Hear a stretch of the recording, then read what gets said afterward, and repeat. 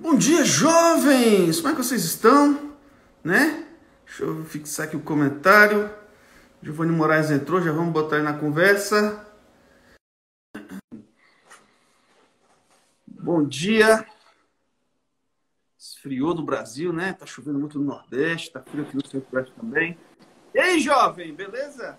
Bom dia, jovem. Como é que você tá, meu patrão?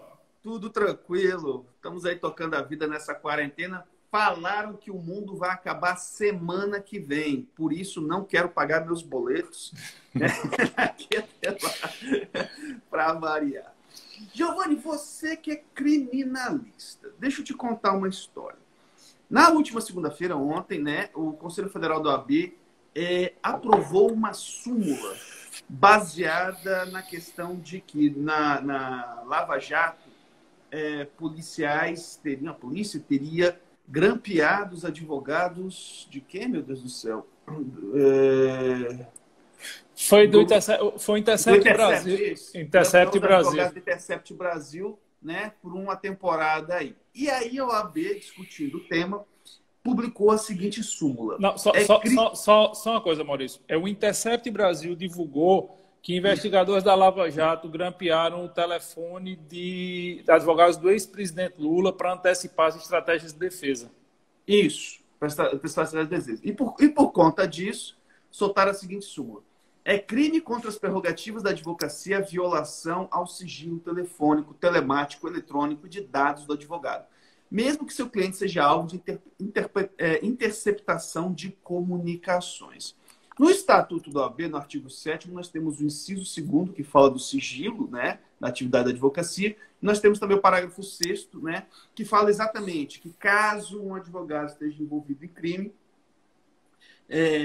um juiz, por decisão motivada, delimitando o objeto, pode determinar a apreensão ali de provas no escritório. E há a possibilidade também, que está ali no parágrafo 7º, que isso se estende ao cliente desde que envolvido no mesmo fato que está sendo investigado.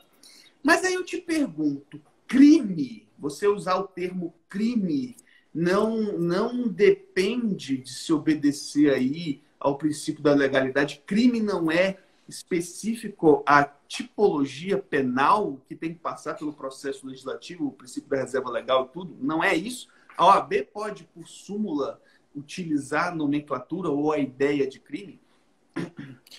Bom, vamos lá. Só fazer um registro inicial aqui. Eu acho que se a OAB quer manter essa súmula, ela tem que começar a usar essa súmula hoje, porque hoje, pela manhã, a Polícia Federal, a mando do senhor Alexandre de Moraes, ministro do STF, apreendeu o telefone celular do doutor advogado Felipe Belmonte, que é advogado de um determinado grupo político brasileiro e que apoia um grupo de jornalistas também, e ele teve seu celular apreendido hoje. Então, se é crime, a OAB tem que começar hoje a exigir que o ministro Alexandre de Moraes seja punido por esse crime. Afinal, um advogado acabou de ter o seu celular apreendido e foi confundido, mais uma vez, constituinte e constituído. Mas, partindo da premissa que a gente tem que fazer uma análise intrínseca do teor dessa súmula, essa súmula é um disparate. Essa súmula fere completamente, de forma assim absurda, o princípio da legalidade penal, o princípio da reserva penal, da reserva legal, desculpe, que está previsto tanto na Constituição Federal quanto no próprio Código Penal brasileiro. Quando a gente fala em legalidade penal, legalidade estrito sensu, reserva legal, a gente está partindo de um axioma constitucional. Não há crime sem lei anterior que o defina, nem pena sem prévia cominação legal. Isso está no artigo 5º da Constituição Federal de 88, isso está no artigo 1º do Código Penal, e basicamente a ideia é, para que uma conduta possa inicialmente ser tipificada como crime, é preciso que eu tenha uma lei federal emanada de um devido processo legislativo que diga tal conduta corresponde a um crime e esse crime motivará tal pena. Ponto. Essa é a regra constitucional elementar que vem no nosso ordenamento desde 1824, desde a Constituição de 1824. Só que esse princípio da reserva legal ele tem sido mitigado nos últimos tempos. Por exemplo, o STF entendeu pela criminalização da homofobia à luz da lei de racismo, ainda que a lei de racismo não faça referência a questões ligadas à homofobia. Abriu-se um precedente de um crime no Brasil sem tipo penal específico. O ministro Alexandre de Moraes também abriu um precedente recentemente de uma ação penal baseada em um crime inexistente. Não existe crime de fake news no Brasil e ele abriu o precedente de toda uma persecução criminal baseada em um crime inexistente. Então, me parece que essa súmula da OAB, ela vem muito nessa esteira de uma notória quebra da premissa da legalidade, e cada um quer uma lei penal para chamar de sua, né? Cada um quer uma lei penal para dizer a minha lei penal é essa. Eu acho, Maurício, assim, que a intenção da OAB foi defender as prerrogativas da advocacia. Eu acho que a intenção da OAB foi dizer que você deve resguardar o sigilo das comunicações para com os advogados. Por isso que eu acho muito estranho um advogado hoje, no dia seguinte à edição dessa súmula, ter tido o seu salário apreendido e até agora ter ficado por isso mesmo, mas acho que a OAB pecou na forma. Mais especificamente, já que a gente não pode falar da OAB como um todo, os conselheiros federais Alexandre Oguchuco, acho que é assim que se pronuncia, da Seccional de São Paulo, e o conselheiro federal Ulisses Rabaneda dos Santos, da OAB do Mato Grosso, que foram as duas pessoas que fizeram a propositura para a relatoria do conselheiro Hermeson Gomes, eu acho que eles erraram na forma. Quando eles disseram que a ofensa ao sigilo telefônico do advogado é crime, eles estão se portando como se a OAB pudesse tipificar condutas. E a OAB não pode tipificar condutas, insisto. Só quem pode dizer o que é, numa primeira análise, crime no Brasil é uma lei federal, lei esta emanada do devido processo legislativo. Não se admite nem que medida provisória tipifique crimes e estabeleça penas. Se uma medida provisória tipificar crime e estabelecer pena, ela é eivada de vício de inconstitucionalidade de pleno. Ainda que depois ela seja convertida em lei, isso não gera convalidação dos atos praticados na sua vigência. Então, não existe nenhum fundamento, não existe nenhuma justificativa, não existe nenhuma explicação para isso. E outra, algumas pessoas disseram de ontem para hoje que, na verdade, essa súmula estava respaldando um crime previsto no Estatuto da Advocacia. A Lei 8906 não prevê crime, ela prevê infrações administrativas de advogados, mas você não tem um tipo penal específico de ofensa às prerrogativas da advocacia. O que você poderia discutir em tese é crime de abuso de autoridade. Você poderia discutir aí crime da Lei 13.869, você poderia discutir crime da Lei de Interceptações, da Lei 9296, mas não há crime dessa natureza no Estatuto da OAB e não cabe à OAB dizer quais condutas são ou deixam de ser consideradas crime, porque estaria ofendendo sobremaneira o princípio da legalidade. Isso aqui me parece o seguinte, talvez seja uma atecnia, né? Porque se falasse assim, é uma violação contra as prerrogativas da advocacia, talvez a redação ficasse consertada, mas usar o termo crime me parece uma atecnia. Mas não é uma atecnia, não, é um erro mesmo, porque não existe um tipo penal específico, não existe um crime de violar prerrogativas da advocacia. Cada violação de prerrogativa da advocacia ela tem que ser analisada caso a caso, casuisticamente, para ver aonde ela vai ser enquadrada, para ver onde ela vai ser tipificada. Por exemplo, é um direito do advogado ter acesso de forma reservada ao seu cliente, ainda que esse cliente tenha sido considerado incomunicável. Caso um delegado de polícia, por exemplo, obste esse direito à advocacia, esse caso específico há de ser enquadrado como crime de abuso de autoridade. É um direito do advogado ter acesso aos autos do inquérito, ainda que sigiloso. Caso um delegado obste isso, é abuso de autoridade. Mas se a diligência ainda estiver em curso, não é crime. Então, cada caso é um caso. Uma interceptação telefônica que se estenda para o advogado sem que haja uma autorização judicial prévia do magistrado fazendo essa correlação entre o advogado e o seu constituinte como coautores ou partícipes de um crime, isso caracteriza tipo penal específico da Lei 9296/96, da própria Lei de Interceptações Telefônicas. Mas se porventura um juiz autorizou essa interceptação, não tem crime. Então, assim, é um erro mesmo, é uma falha, não chega a ser uma tecnia, não. Eu acho que se ele dissesse é violação das prerrogativas da advocacia que deve ser observada pela OAB, ok. tudo bem. Mas quando ele diz que é crime, ele primeiro não tem nem como especificar qual é o crime. Ele não tem nem como dizer qual é o crime, porque, veja, se é crime, a OAB tem que hoje representar contra o senhor Alexandre de Moraes, contra o ministro Alexandre de Moraes, porque um advogado acabou de ter o celular apreendido numa operação da Polícia Federal, mediante determinação do ministro Alexandre de Moraes. Ok, qual é o crime que Alexandre de Moraes cometeu? Em tese, nenhum. Por quê? Porque a lei brasileira diz que só será crime previsto na lei de interceptação telefônica se não houver ordem judicial. Se há ordem judicial, não há crime. Mas a OAB está dizendo por súmula que é crime. E aí? Isso é uma teratologia. Ela se deparou com uma situação onde no dia seguinte à edição da súmula, ou ela vai bater de frente com o STF, que não vai acontecer, ou então ela está declarando que a súmula dela é inexequível, é ineficaz, que a súmula dela não tem nenhum fundamento. E outra... Aliás, só fazendo um adendo, é bom a gente ressaltar que o inquérito do STF, que até agora, não sei se já terminou a votação, acho que não, mas eu acredito que vai formar a maioria, vamos aguardar aí a votação.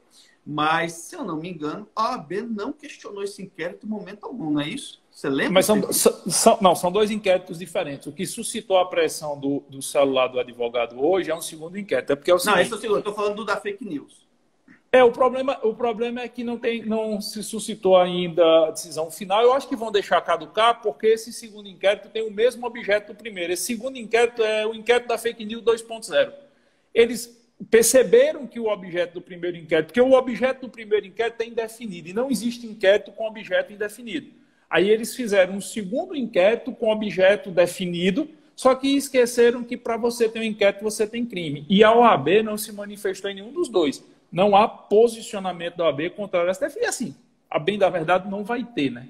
A OAB, enquanto instituição, não vai brigar com o Supremo Tribunal Federal. Isso é pequeno. Assim, na minha opinião, a OAB, que ela fica falando que o partido da OAB é a Constituição, ao ficar calada, ela se apequena bastante. Né? Deixa de se manifestar contra algo que viola claramente a ordem constitucional, claramente, esse posicionamento do STF, e toda a história, toda aquela história construída do OAB contra o abuso, contra o arbítrio, né, vai cedendo contra o novo abuso, o novo arbítrio. A OAB se apequenou nesse processo. Na verdade, Maurício, a gente deixou de ter uma ordem constitucional como nós conhecíamos. O direito brasileiro está deixando de ser um direito dogmático e está se tornando um direito de precedentes. Eu vou me abster em tecer juízo de valor sobre a atuação da OAB, porque eu acho que não me cabe fazer esse juízo de valor. Mas me cabe fazer uma análise de fatos. E fatos não têm lado, fatos não têm bandeira e fatos não têm coloração política.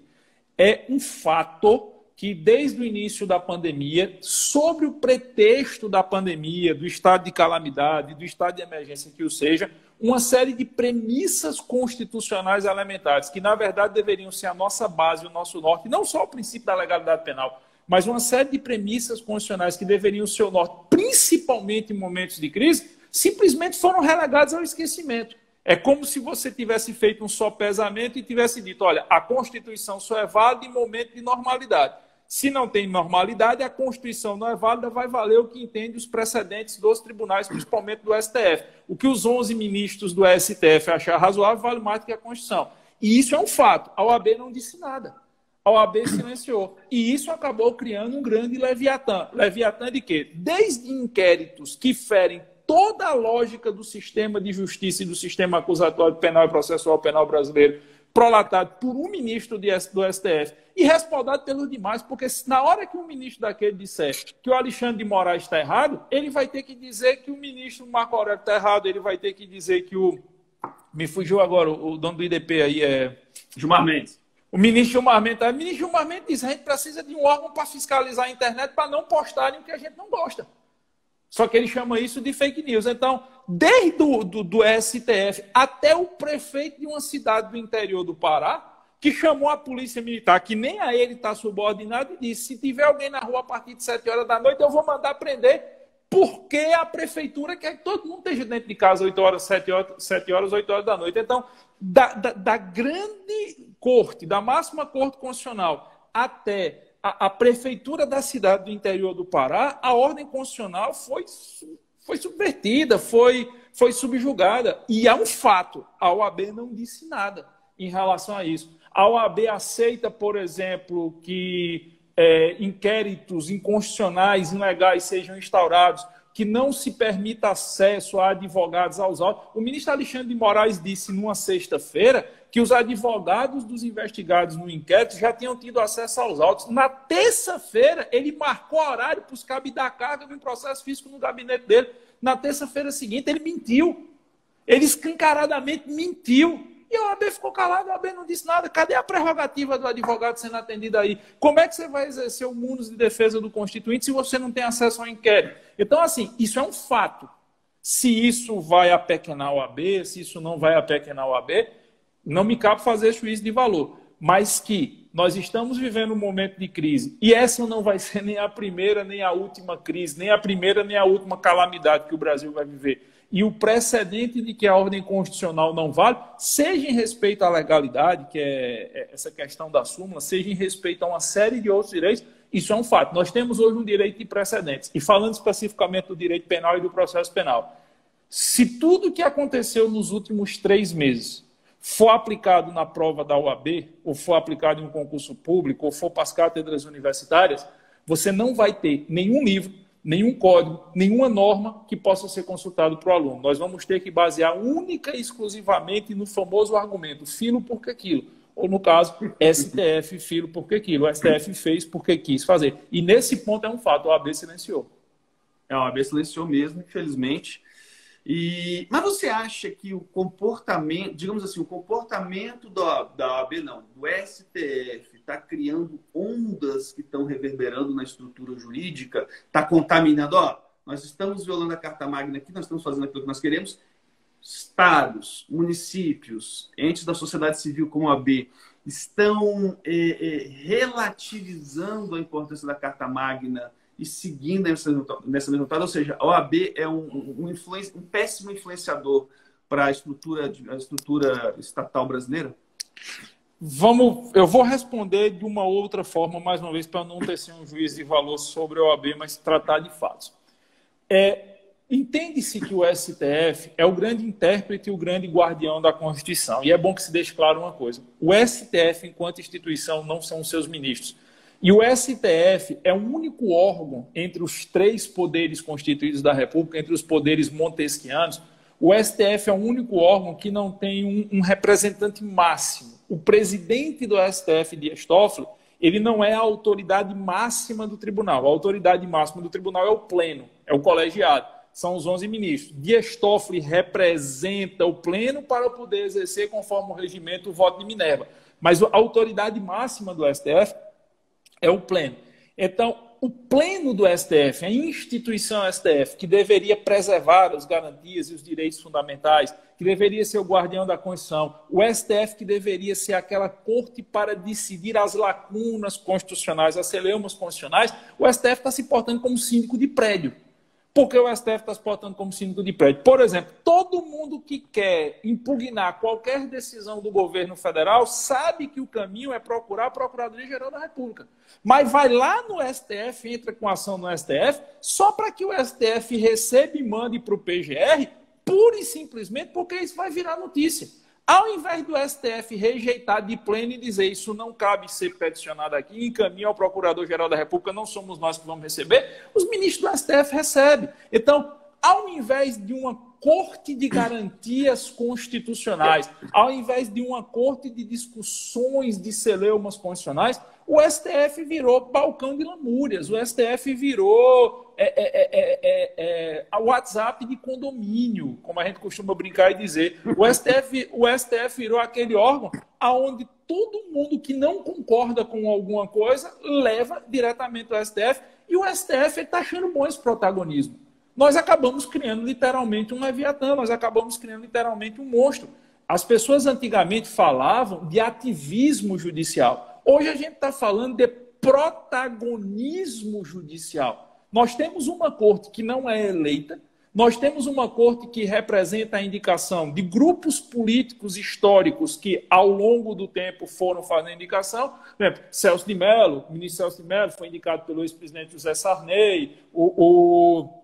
Você pega o Alexandre de Moraes pelo Michel Temer, você pega a Rosa Maria Weber pela Dilma e por aí vai. Então você tem ministros que foram indicações políticas que assumiram um protagonismo na República e que, por terem esse protagonismo e para terem esse protagonismo, eles têm que relegar a Constituição ao segundo plano. Eles viraram um grande balcão de lamúrias, estão achando bom isso, não estão acostumados com o jogo político, é tanto que você vê que a resiliência de um ministro de STF a uma crítica é infinitamente menor à resiliência de um deputado federal, de um senador, de um governador, porque eles estão mais acostumados com esse jogo político. E Celso de Mello, né? Que quase morreu quando foi criticado. Tá? Pois é, eles não estão acostumados por quê? Porque o STF é uma corte ritualista, o STF vive em outro mundo. Você dificilmente vai ver um ministro do STF indo para o aeroporto de Brasília pegar um voo normal. E quando o Alexandre de Moraes foi com a esposa, arrumou confusão com a Polícia Federal. Eles vão para esse aeroporto privado que tem aí em Brasília, que a imprensa parece que faz de conta que não sabe que existe, que até a ANAC é proibida de fiscalizar, e pegam voos privados. Eles vivem num mundo completamente à parte desse jogo político do dia a dia, esse jogo real do direito. Então, eles não têm essa resiliência, assumiram um protagonismo que, ao meu sentir, é um protagonismo equivocado, e para que eles tenham esse protagonismo, eles não podem trabalhar com a essência do pleno, com a essência da corte, que é a interpretação das normas constitucionais. Então, o STF dá um grande exemplo. Qual é o grande exemplo que o STF dá? A Constituição vai ser adequada, pelo menos os princípios constitucionais elementares, vai ser adequado às vontades e veleidades daquele ministro que muitas vezes está discutindo monocraticamente. Como outros órgãos também da República estão se sentindo nesse protagonismo. E isso acaba reverberando de cima para baixo. Se o STF não está preocupado em seguir a lei, por que é que o governador de estado vai se preocupar em seguir? Por que é que o prefeito vai se preocupar em seguir? O governador do estado de Pernambuco aqui se sentiu plenamente confortável de fazer a contratação de compra de respiradores que foram testados exclusivamente em porcos, e depois dizer, não, a gente está tentando ver o que é melhor, porque o STF nos deu essa titularidade de tentar ver o que é melhor, numa fraude de 59 milhões de reais só em compra de respiradores que nunca foram entregues. Então, assim, vem de cima para baixo, cara. Se a máxima Corte Constitucional acha que o protagonismo é dela e ela vai resolver a reveria dos princípios fundamentais da Constituição, o exemplo vai reverberar, e aí não me cabe falar se na OAB ou se fora da OAB, mas ele vai reverberar de cima para baixo. Tá, me diga uma coisa, Giovanni. A gente tem, o JUS 21 tem uma pós em segurança pública que é focada especificamente, né, na atuação, na atividade jurisdicional, administrativa, policial, exatamente para orientar os alunos como é que funciona as ações do poder do Estado, né, do poder de polícia, para que ele, como advogado, consiga se posicionar, olhar o outro lado, ou ele, como agente público, poder fazer melhor o seu serviço. Como é que um aluno, alguém que estuda, né, a atividade estatal, a atividade policial, como na nossa pós em segurança pública, se posiciona em função dessas... Porque, assim, a gente não tem um norte, a gente não tem um piso mais, né? O piso está desfeito por conta desse voluntarismo do STF. Como é que um aluno que pensa a atividade do Estado se posiciona em função disso? É assim, Maurício. Esse lance da pós da segurança pública do JUS 21, eu sempre tenho conversado com você. Quando a gente lançou, a gente achou que o maior número de alunos da pós seriam alunos ligados à própria segurança pública. Policiais militares, policiais civis, delegado de polícia. Mas da totalidade de alunos que nós temos hoje, eu acho que 60%, 70% são advogados militantes. E nos últimos 2 meses, 3 meses, esse número de advogados militantes nessa pós cresceu exponencialmente, justamente pelo motivo que você disse. Na minha época de estudante de Direito, há 20 e tantos anos, lá na Faculdade de Direito do Recife, quando eu queria fundamentar alguma coisa, eu ia para a doutrina e para a lei. Quando você que se formou um pouco depois que eu, sei lá, 12, 13, 14 anos, você queria fundamentar alguma coisa, você aprendeu na faculdade, você ia para a doutrina e para a lei, muito excepcionalmente para a jurisprudência. Hoje, a gente não pode mais orientar os nossos alunos a fazerem isso, no dia a dia. Por quê? Porque a doutrina e a lei perderam força. O que vale hoje é a forma que o Estado atua e, principalmente, como o Estado, e quando eu falo Estado, eu falo autoridade policial, eu falo Ministério Público, eu falo Judiciário, entende a atuação do ius puniendi. Aquela paridade de armas que a Constituição estabelecia, ela deixou de existir. Os advogados eles ainda não estão sentindo isso. Eles vão sentir isso daqui a 6 meses. Eles vão sentir as ofensas às prerrogativas, as ofensas ao direito de ampla defesa, as ofensas ao contraditório daqui a 6 meses. Porque por hora está lá em cima. Mas isso vai reverberar no dia a dia dos fóruns, isso vai reverberar naquela vara criminal única da cidade do interior. Então, ele vai ter que mudar a forma de pensar para poder exercer a plena defesa do seu constituinte. Ele vai ter que mudar a forma de pensar para poder exercer uma plena advocacia. E ele vai ter que aprender quais são as novas ferramentas que o poder estatal está usando para investigar, para denunciar, para punir. É por isso que eu digo que hoje, essa pós-segurança pública se tornou, dentro do JUS 21, talvez a pós mais indicada para os advogados, porque os advogados vão entender como é que o Estado está investigando agora, os advogados vão entender como é que o instrumento probatório está sendo produzido, que as provas não estão sendo mais produzidas como manda a lei. As provas estão sendo produzidas como mandam os precedentes. Se você for questionar uma prova com base exclusivamente na lei, você está morto. A prova aí. A demonstração inequívoca está aí. Eu vou questionar uma apreensão de um celular de um advogado com base no Estatuto da Advocacia. O celular do advogado foi apreendido hoje e o Estatuto da Advocacia não vai poder fazer nada. Então, a prática de como o Estado está exercendo o seu sistema de justiça precisa mais do que nunca ser conhecido por quem milita, porque eu só vou poder dizer como alguém vai se defender se eu sei agora como ele está sendo investigado e está sendo acusado. E ele não está mais sendo investigado e acusado com base exclusivamente no que diz a lei. Ele está sendo investigado e acusado com base principalmente no que estabelece os precedentes e a prática cotidiana. Ou seja, nós temos um ponto de partida que seria a doutrina e a lei, e após trata, na verdade, dos pontos de chegada, né? Exatamente. O ponto de partida deixou de existir ou se enfraqueceu, e após trata... É como se isso aqui fosse o fantástico mundo de Bob, a doutrina e a lei, e após trata da vida real, do que está acontecendo na vida real. O fantástico mundo de Bob vai servir para Congresso. A vida real é o que a gente está vendo aí fora. E após em segurança pública trata da vida real. Aí eu te pergunto, essa pós, ela, para quem pretende advogar, ela pode ser caracterizada como garantista? E aí eu faço uma outra pergunta. O garantismo foi ferido de morte porque os garantistas estão calados em função do que está acontecendo? Né? O garantismo, assim, olha o Estado, mas quando o Estado no topo, né, começa a mexer, parece que os garantistas que a gente conhece aí, a gente sabe os nomes, não estão muito incomodados, né? Porque quem está ofendendo é o STF. Mas aí a pergunta é, o garantismo foi ferido de morte e essa pós ajuda quem quer atuar, claro, na defesa dos interesses do seu cliente? Ou seja, ela teria um viés garantista ou não é isso? Bom, vamos lá, vamos dividir. Você me acolchou sem me apertar, mas vamos lá. Você já me fez essa pergunta porque você sabe que eu não me acovardo nesse ponto aí.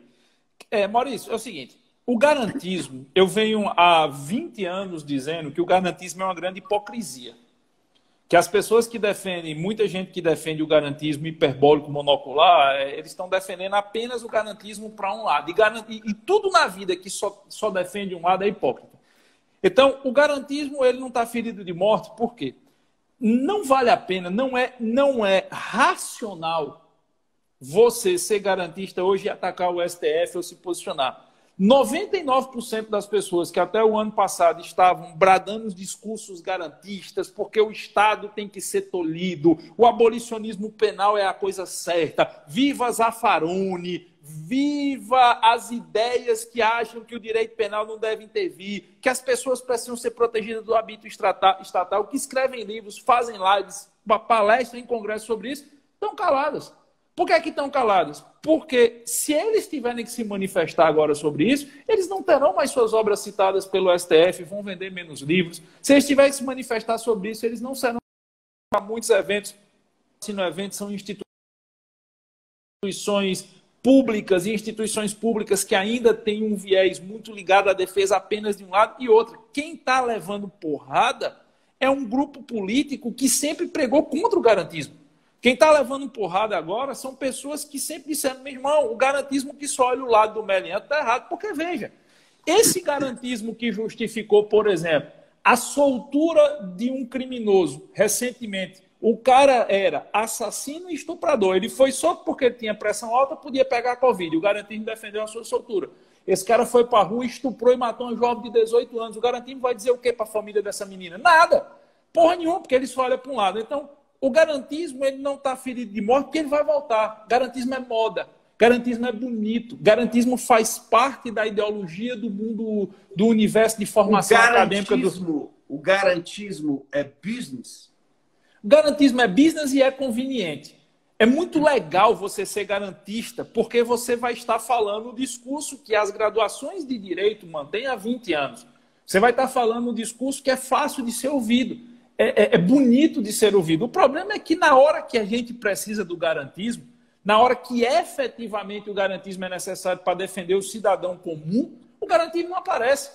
O garantismo apareceu para garantir, segundo o Conselho Nacional de Justiça, os dados são do CNJ, a soltura de 32.500 presos de regime fechado que foram soltos por medo da Covid. Você botou faccionado na rua, você botou líder de facção criminosa na rua e você não sabe nem cadê esse cara. Beleza, o garantismo foi usado isso. Mas na hora que o cidadão comum quer dizer, olha, eu discordo dessa ideia, desse governante aqui, e acho que eu tenho o direito de garantir o sustento da minha família. Não, porrada em cima desse cara. Cadê o garantismo?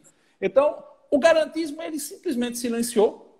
Agora, deixa voltar a ser conveniente e o garantismo vai voltar a ser conveniente. O problema é que a vida real, ela é diferente da teoria. E aí, falando agora da pós de segurança pública, eu sempre digo, o garantismo é lindo para livros, é lindo para congressos, é lindo para palestra, é lindo para live. Mas a vida real não é garantista.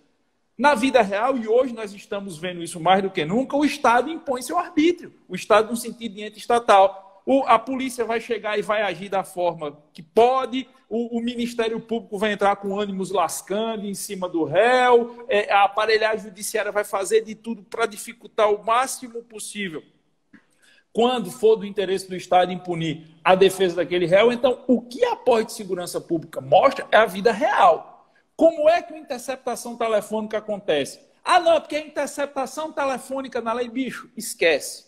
Como é que a interceptação telefônica acontece? Quais são os mecanismos? Qual é o programa? Como é que liga a chave e desliga a chave? Como é que você consegue saber se está certo ou se está errado? Como é que você consegue chegar para o seu cliente e proteger seu cliente durante a interceptação? É isso que a pós de segurança pública vai ensinar a vida real. Então, ela não é garantista. Ela não tem um viés de garantismo, de abolicionismo.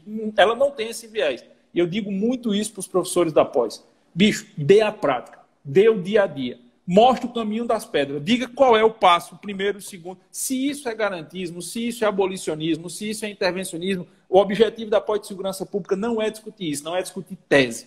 De tese tem muito aí. É mostrar o passo a passo. Qual é o passo que você quer investigar vai fazer? Qual é o passo que você quer defender vai fazer? Qual é o passo? Após a despida de ideia. De ideologia. De ideologia. Após de ideologia. Quando acabou. Isso. Eu sempre digo, aula é uma coisa, ideia é outra. Eu tenho minha percepção do direito. Eu posso externar isso numa live, eu posso externar isso numa palestra, mas aula não deve ter ideologia. A aula é como é que funciona, qual é o passo, o que é que está na lei, o que é que a jurisprudência diz. É isso, isso, isso e pronto. É tanto que em todas as aulas, em qualquer curso aqui do JUS 21, tanto eu quanto os professores, nós analisamos fatos teóricos, situações teóricas, e quando nós analisamos, e quando os professores analisam lá na pós os casos concretos, eles analisam o caso concreto que já foi concluído. E ele diz, olha, a denúncia foi assim, as requisições do Ministério Público foram essa, a decisão do juiz foi essa, e o caminho das pedras é esse. É isso que funciona. A gente não dá esse viés ideológico e a gente não dá esse viés de é assim ou assado, não. É essencialmente, a pós de segurança pública é essencialmente prática. Até porque não vale a pena, cara. Não vale a pena você mostrar um mundo teórico que não serve na prática. O cara que está lá fazendo aquela pós, ele quer saber o que é o dia a dia. Ele quer saber assim, beleza, tem aqui uma busca e apreensão do meu constituinte. Eu vou fazer o quê na hora que a polícia entrar na minha casa? Ou na hora que a polícia entrar na casa do cliente? Essa é a realidade. Ah, mas qual é a teoria por torno disso? Não, não tem teoria. Se você quer a teoria, você vai fazer a pós-direito penal e processual penal para ser professor. Aqui qual é o passo a passo. Eles vão aprender o que eles podem levar, o que é que eles não podem levar. Mas, só para finalizar aquela coisa do garantismo, se você parar para pensar, você percebe o quanto está existindo um acovardamento do mundo jurídico.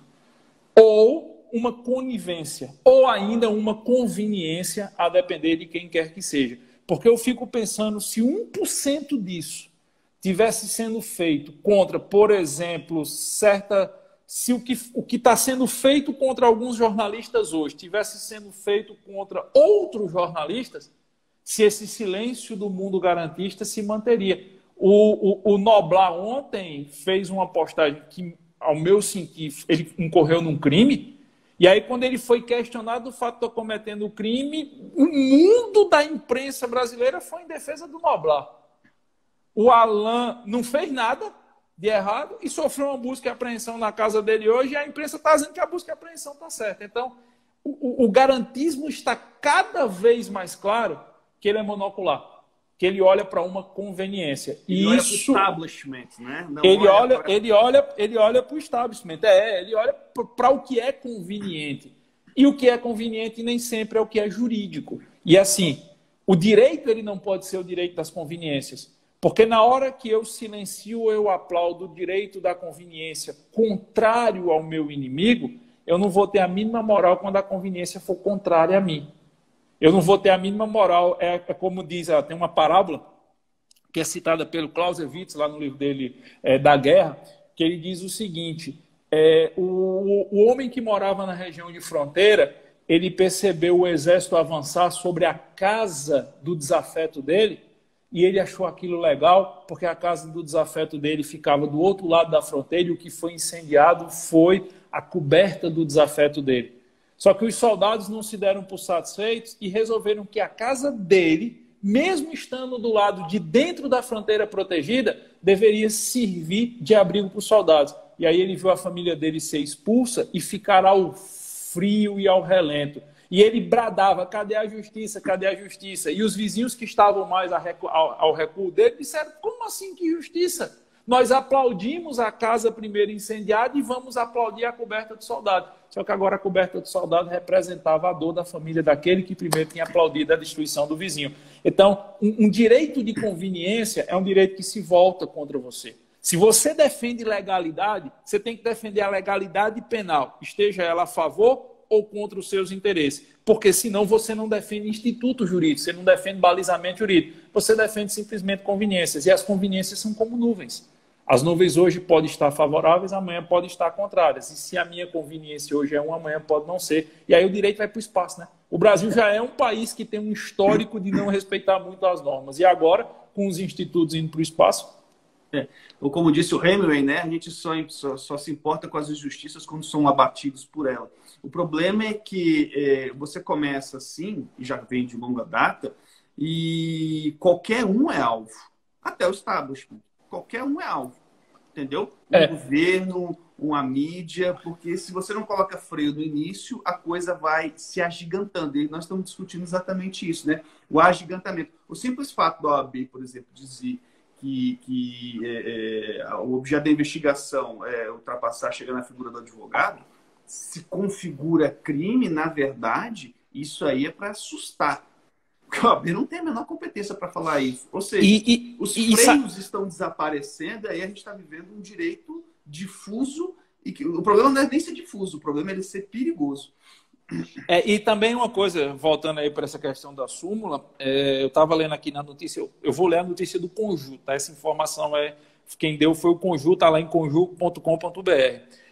Os conselheiros da OAB, os conselheiros federais, sugeriram que fosse encaminhado ao CNMP, que é o Conselho Nacional do Ministério Público, um pedido de edição de norma para declarar imune os membros do Ministério Público à interceptação. Quer dizer, a OAB quer se blindar, e a OAB quer que o MP faça a mesma coisa que ela fez. A OAB, em tese, em súmula, quer criar um crime e ainda pede que o Ministério Público também faça a mesma coisa. Aí volta para aquela história, né? Cada um quer uma lei penal e uma lei processual penal para chamar de sua. Ok, os ventos hoje estão favoráveis à OAB. Os ventos hoje estão batendo em detrimento das pessoas que o grupo político que está no Conselho Federal da OAB hoje não gosta. Beleza.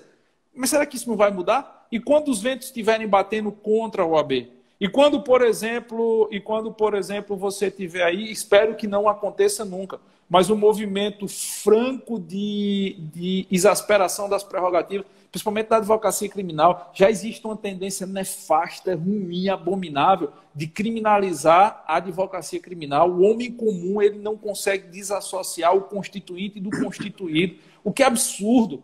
O advogado criminal ele não pode ser confundido com o criminoso, ele tem que ter todo exercício da ampla defesa preservada. Mas e na hora que as pessoas começarem a bater mais ainda em cima disso?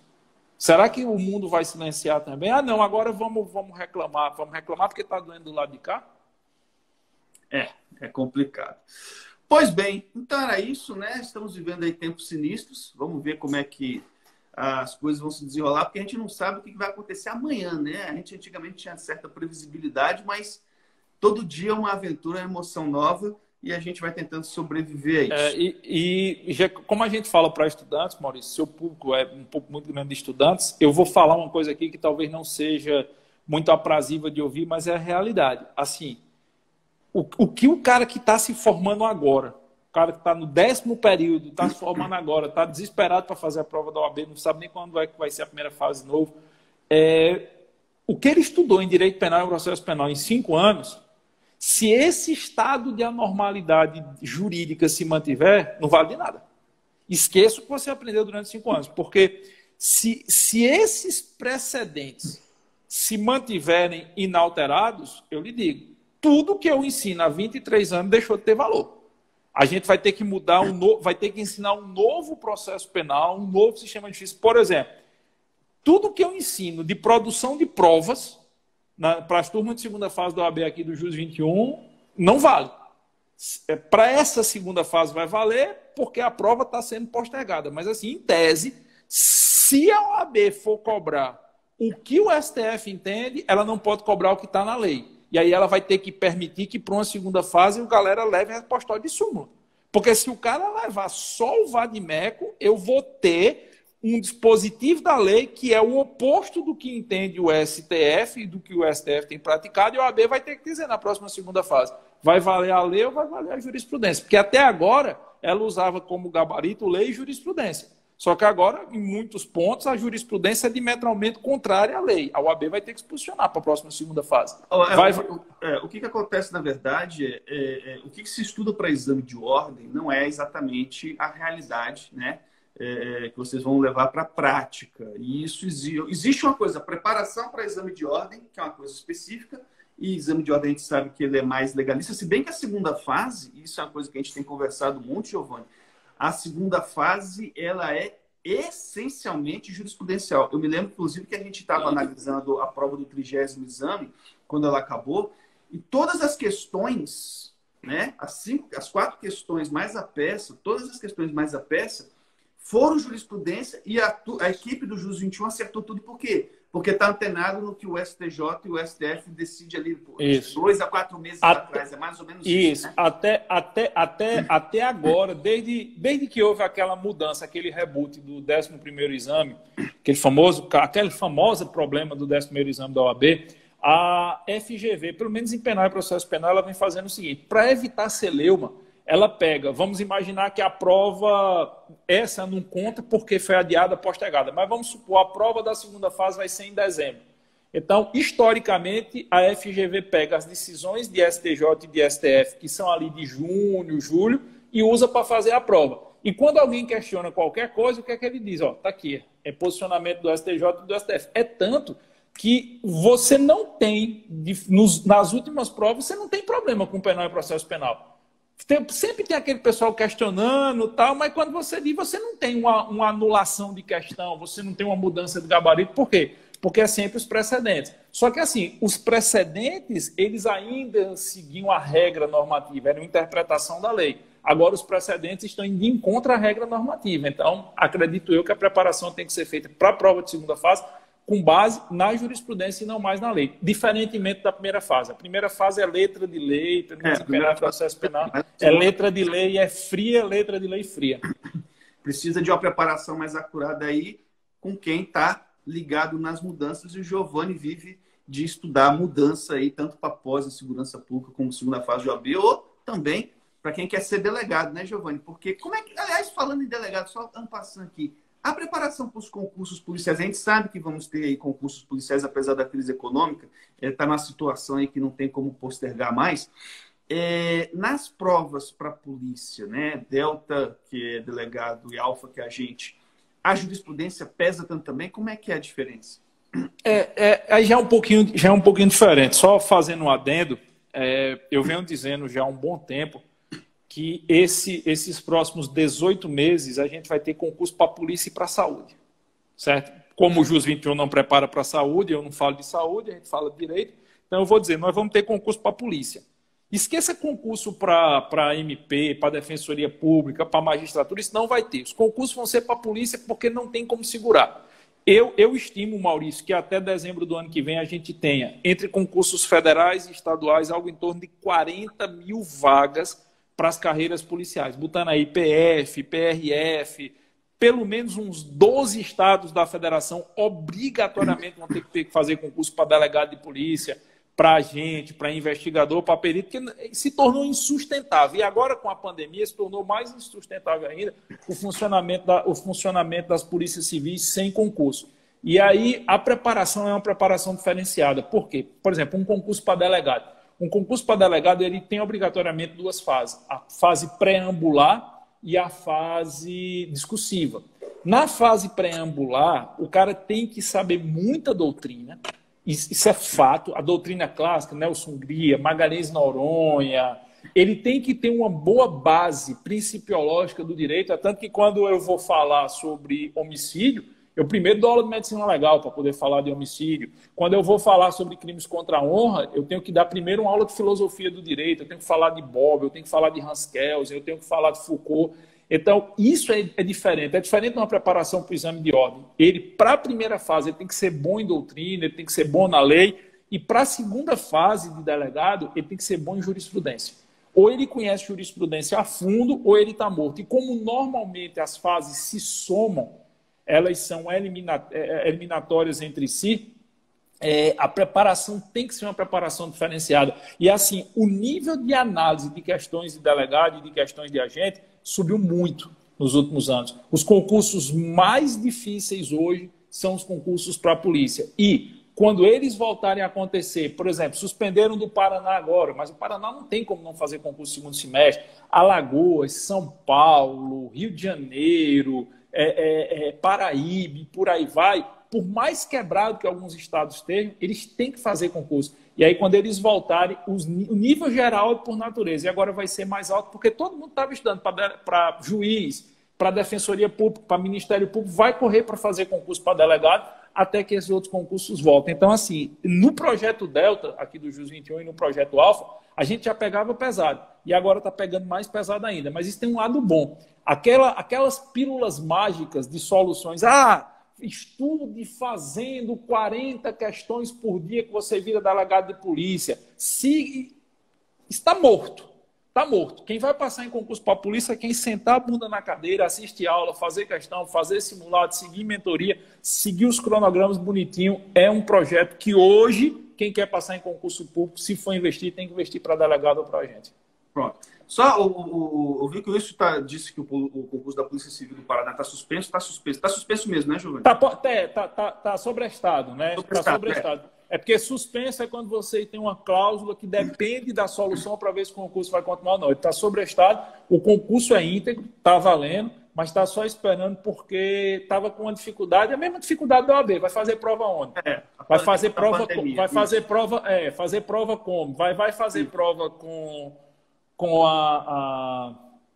como é que se diz, com a máscara ou sem a máscara? Porque se for fazer prova com a máscara, como é que você fiscaliza ponto eletrônico? Vai ser uma complicação danada. Eu queria falar o seguinte, o Mandetta, que foi o ex-ministro da Saúde, que ele falava que sempre o pico ia ser no mês que vem, ele acha, né? Em vez de aumentar, ele diminuiu. Eu acho que em agosto a gente entra na curva descendente. E eu acredito nisso também. Talvez a gente já esteja iniciando. Eu não acredito, não, Maurício. Eu acredito, sinceramente. Assim, eu li estudos franceses, estudos italianos, estudos espanhóis, estudos americanos, estudos coreanos, e eu acredito sinceramente que essa pandemia ela tem um ciclo que foi o mesmo ciclo da SARS-CoV-1 de 14 a 15 semanas. Então, o pico no Brasil, pelo menos nas grandes cidades, foi no final de abril, começo de maio. Vários médicos vêm defendendo isso, e assim, eu acho que a gente está na curva descendente, sim. Acho que, por exemplo, você vê Manaus. Praticamente hoje você não tem mais paciente internado em leite de UTI em Manaus. Você vê alguns estados que não, principalmente os estados que tiveram uma atuação mais racional e menos política em relação à Covid, eles estão em curva descendente. E eu acredito que o ponto de normalidade científico para a gente seja o mês de julho. Agora, é claro que existe todo o interesse político de estirar isso aí até dar uma dor, né? Até porque muito dos lockdowns, essas coisas, isso aí está no noticiário, todo mundo está vendo, muita fraude envolvida, né? Foi derramado muito dinheiro na ciência. Cara, foi só o que a Polícia Federal está investigando, só o que a Polícia Federal sabe. É 4 vezes mais do que toda a Lava Jato. É 1,08 bilhões de reais só em desvios de prefeituras e governos de estado que estão sendo investigados até agora. E assim, a Polícia Federal tem 6 operações de investigação. Eu vou falar aqui de Pernambuco, que é fato público e notório aqui em Pernambuco. Estima-se que aqui em Pernambuco você tenha tido algo em torno aí de 540 milhões de reais desviados sem nenhuma compra efetiva. Então, vão estirar por um motivo muito simples, Maurício. Esse ano eleitoral, população atemorizada, população com medo da economia quebrada, é mais fácil por voto tradicional, por voto do establishment. Então, assim, eu não acredito que a gente vai entrar no pico. O Mandetta, com todo respeito a ele, mas ele se posiciona muito como político. Então, eu não acho que a gente vai entrar. Eu acho que a gente já está na curva descendente. Eu acho que a gente vai ter uma imunidade de rebanho, sim, no final desse mês, como Osmar Terra vem pregando. Os dados estão aí. O pessoal fala que o Brasil vai ser o epicentro, a própria MS disse que não é. Nós somos o 22º país quando faz em relação à população per capita. O pessoal chega e diz, não, nós temos 40 mil mortos. Infelizmente, temos 40 mil mortos para uma população de 216 milhões de habitantes. Quando você faz sempre essa conta, que eu acho que é a conta mais razoável, e outra, o Brasil é o país que atingiu mais rápido o Recovery Turn Point, que é o ponto de curva dos recuperados. Nenhum país do mundo atingiu tão rápido isso. Quando você olha a quantidade de semanas para o número de recuperados em relação ao número de doentes, o Brasil, por exemplo, atingiu isso 5 semanas antes do que a Itália atingiu, 4 semanas e meia do que a França atingiu, 4 semanas antes do que os Estados Unidos atingiram. Então, a gente já passou desse ponto que é considerado pelos franceses, italianos e espanhóis como o grande marco do início da imunidade de rebanho. E a gente atingiu isso bem antes. O problema é que a galera não quer falar isso, né? E o mundo substituiu a SARS-CoV-2 por novas narrativas. No Brasil, essas novas narrativas dos antifas não colou. Então, agora o que estão se falando é na segunda onda da Covid e tal. Por quê? Porque existe notoriamente, ao meu sentir, por parte de alguns governadores e prefeitos, o interesse de manter isso ad eternum indefinido. E assim, o universo jurídico silencia, né? O universo jurídico, ele se cala em relação a isso, o universo jurídico faz que não está vendo e quem cala acaba apoiando, né? Então, por isso que a gente leva tanta pedrada. Por isso que eu acho que as coisas tendem a se normalizar, porque vai chegar a hora que a mentira não vai mais conseguir ser segurada, a narrativa não vai conseguir mais ser segurada. Você anda na... De uma forma ou de outra, a gente já está na descendente, ou seja, a coisa vai flexibilizar, e aí a gente vai ter, por exemplo, o exame de ordem foi marcado para 30 de agosto, eu acho que vai acontecer. Né? Também acho. E os concursos ali, a partir de agosto, setembro, vão começar a voltar. Né? Mais ou menos isso. A gente está o quê? A gente está em meio de junho, né? Mais um mês e meio nesse perrengue aí, as coisas deixa eu te dar uma informação. O governador aqui de Pernambuco e o prefeito disse que não ia liberar praia, parque, não ia liberar nada nesse mês de junho. Está dizendo que amanhã vai começar a liberar praia e parque. Por quê? Porque hoje a Polícia Federal está dentro da prefeitura da cidade do Recife. O governador do Pará, no instante, recuou na hora que a Polícia Federal foi bater lá. Então, assim... Isso é verdade. Eu acho que o turning point vai passar. o governador de São Paulo anunciou a vacina da China, a enxurrada de gente em cima dele dizendo que não vai tomar essa vacina. Tá todo mundo aí com raiva, porque a Unimed está dando protocolo da hidroxicloroquina, a Prevent Senior está dando, a Amil tá dando, os caras estão dando. E o pessoal está revoltado porque o poder público em alguns estados segura. Então, assim, cara, não vão conseguir segurar. Não é porque eles querem, é porque eles não querem. É porque a população está voltando. Eu escutei uma frase hoje que eu achei muito interessante. Uma pessoa disse assim: a minha igreja está fechada e a banca de bicho na esquina dela está aberta. Isso é absurdo. E realmente, a igreja está fechada e a banca de bicho na esquina está aberta. Você não pode ir pra praia, mas o baile funk no morro está rolando. 100 mil pessoas que uma facção conseguiu colocar esse final de semana para concorrer com a outra que na semana passada tem botado 40 mil. Então, assim, a narrativa ela não se segura mais. E ela não se segura mais porque a galera está indo para a rua. Fecharam a entrada do Crato, da minha cidade natal. Eu estou indo para o Crato amanhã visitar a minha mãe, fazer as compras dela, porque meu irmão trabalha em hospital e meu irmão está trabalhando agora diretamente na ala dos infectados de Covid. Então, meu irmão não pode ir na casa da minha mãe, porque meu irmão trabalha hoje diretamente com pessoas, com pacientes positivados de Covid. E aí eu vou lá para fazer a feira dela e vou lá em Papai, que mora no sítio, para fazer a feira. Tinha barreira lá no Crato para entrar e sair da cidade, porque o prefeito achou por bem fazer barreira. Ele não conseguiu mais segurar a barreira. Foi tanta gente indo para a rua e dizendo eu vou passar, que ele não vai conseguir segurar. Então, assim, eu acredito efetivamente que a prova da OAB vai ser 30 de agosto e acredito que as coisas vão voltar, nem que seja na base da força, nem que seja na base de se tornar inexequível você segurar. Seja porque a Polícia Federal está em cima, seja porque tem muito prefeito e governador que vão dançar e devem dançar. O Witzel mesmo reabriu o comércio no dia que foi protocolado o pedido de impeachment dele. E ele vai ser impeachmentado, que ele merece. Vai, eu acho que vai. Eu acho que o Dória sabe que não se reelege mais nem para síndico de prédio, então ele vai esticar o que ele conseguir esticar. E assim, a gente tem um ponto positivo a nosso favor, né? O embaixador chinês não conseguiu fazer no Brasil o que ele fez na Argentina e o que ele fez no Chile. Ele achou que aqui ia conseguir replicar a mesma coisa e não conseguiu replicar. E o mesmo embaixador chinês que hoje está no Brasil, ele passou pelo Chile e passou pela Argentina antes. E ele conseguiu cooptar parte da imprensa, parte das empresas. Você vê, por exemplo, que está no Terça Livre, as provas. Você tem empresas do Ciro Gomes que tem capital acionado de empresas chinesas. Você tem investimentos, 11 produtoras de álcool de São Paulo foram articuladas à venda pelo Dória a grupos chineses. O projeto do 5G da UA aqui no Brasil está cooptado com grupos de políticos. Está o CNPJ, o Capital Social, o Contrato Social, você vai lá, um bocado de político, deputado, senador, associado com empresas chinesas. Só que eles acharam que isso ia passar batido aqui no Brasil, que não ia dar na vista, como aconteceu na Argentina. O grande financiador contra o Macri foi a embaixada chinesa. O grande financiador da ascensão, da volta ao poder do grupo da Cristina Kirchner foram os chineses. No Chile também. Só que aqui no Brasil não deu muito certo. Não deu muito certo por uma série de particularidades que nós temos aqui. Então, isso também vai facilitar o meu sentir uma certa volta à normalidade. Isso vai facilitar E o Brasil teve uma sorte também, porque foi na época que os Estados Unidos resolveu bater de frente com a China, e a União Europeia ontem também declaradamente está batendo de frente com a China.